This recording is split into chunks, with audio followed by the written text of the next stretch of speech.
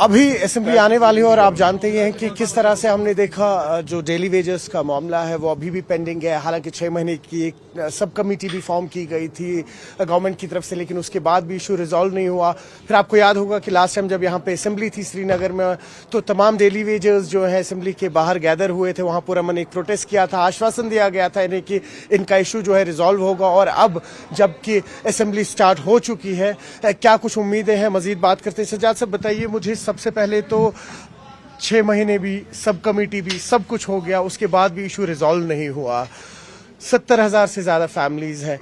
Expect क्या कर रहे हैं ये जो आने वाली असेंबली है? कोई आश्वासन मिला, कोई कम्युनिकेशन हमने देखा कि आप हर दरवाजे पे गए हैं, हर गवर्नमेंट के पास गए हैं? 11 मार्च 2025 को 2 कमेटियां कॉन्स्टिट्यूट की गई थी। एक कमेटी जिसमें पॉलिटिशियंस को रखा गया, जिसमें पॉलिटिशियंस की तनख्वाह और सैलरी, उनकी जो पेंशन है, ऑनरेबल मेंबर्स जो एक्स एमएलए है उनकी पेंशन का मामला, जो मौजूदा एमएलएज है, काउंसिल ऑफ मिनिस्टर्स का मामला था, चीफ मिनिस्टर की सैलरी का मामला है, ऑनरेबल स्पीकर साहब की सैलरी का मामला है, उस हवाले से एक कमेटी कॉन्स्टिट्यूट की गई जिसमें पॉलिटिशियंस को रखा गया। उन्होंने रिपोर्ट तैयार की है, उन्होंने रिपोर्ट पेश किया। अब उसमें खाली फैसला लेने की जरूरत है। और दूसरी कमेटी उसी दिन पे, सेम डे पे, उसी सेशन में ऑनरेबल चीफ मिनिस्टर साहब ने बनाने का ऐलान किया था चीफ सेक्रेटरी साहब की सरबराही में, वो डेली वेजेस कैजुअल लेबर्स की रोड मैप के हवाले से। उसको अगर हम देखेंगे, अभी तक 10 महीने गुजर गए हैं, लेकिन कहीं रिपोर्ट का नाम निशान नहीं है। सरकार की तरफ से अगर हम देखेंगे, सरकार की जिम्मेदारी बनती थी कि वो हिदायत दे उस कमेटी को, या तो आप रिपोर्ट पेश करिए, अगर ऐसा नहीं तो एक ऑर्डर आना चाहिए था। अगर उनको थोड़ा बहुत उसमें टाइम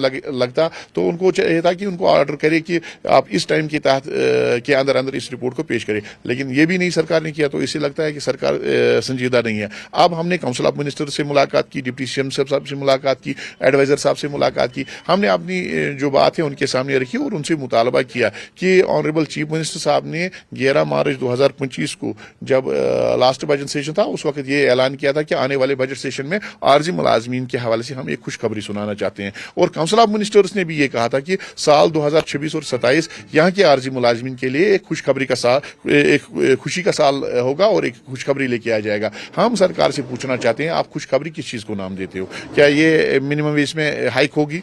मिनिमम वेज जो दिल्ली की तरफ पे, यहाँ पे या लद्दाख की तरफ से वो यहाँ पे इम्प्लीमेंट होगा? वो तो हमारा आईनी हक है। मिनिमम वेज 1940 एक्ट के तहत हमें वो हक बनता है, कॉन्स्टिट्यूशन ने हमें वो हक दिया है। वो खुशखबरी हमारे लिए नहीं है, वो तो हमारा हक बनता है। खुशखबरी हम इस चीज को नाम देते हैं जो मुराद यहाँ के 4th क्लास एम्प्लॉयज ले रहे हैं। अगर वो मुराद लेके एक पॉलिसी सामने लाई जाती है और उस पॉलिसी के हवाले से जो हमारे खर्चात है उनको दूर किया जाता है, तो हम इसको खुशखबरी मानेंगे। उससे सरकार का भी मामला हल हो जाएगा और हमारा भी मामला हल हो जाता है।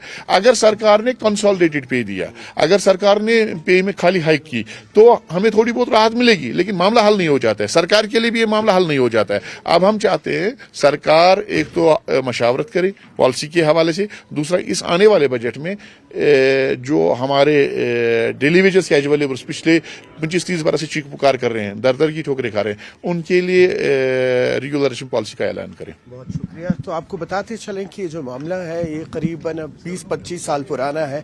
कई सारी हुकूमतें आई, वादा किया गया इन डेली वेजेस से जो मुख्तलिफ डिपार्टमेंट्स में काम करते हैं कि इनके इशूज़ को रिजॉल्व किया जाएगा, इनका सैलरी हाइक होगा। साथ ही साथ अगर हम बात करें, अगर जो इनका स्टेटस है डेली वेजेस का, इनको परमानेंट किया जाएगा। SORs फॉर्म किए गए, सब कमिटीज फॉर्म की गई, लेकिन कोई इनका जो इशू है रिजॉल्व नहीं हो पाया। अब कहीं ना कहीं इन्होंने उम्मीदें लगा के रखी हैं जो ये आने वाला असेंबली सेशन है, इसमें कहीं ना कहीं इनके इश्यूज को रिजॉल्व किया जाएगा। और कह रहे हैं कि खाली हमें सैलरी हाइक नहीं चाहिए। जो 25-30 साल से कई सारे ऐसे लोग मुख्तलिफ डिपार्टमेंट्स में काम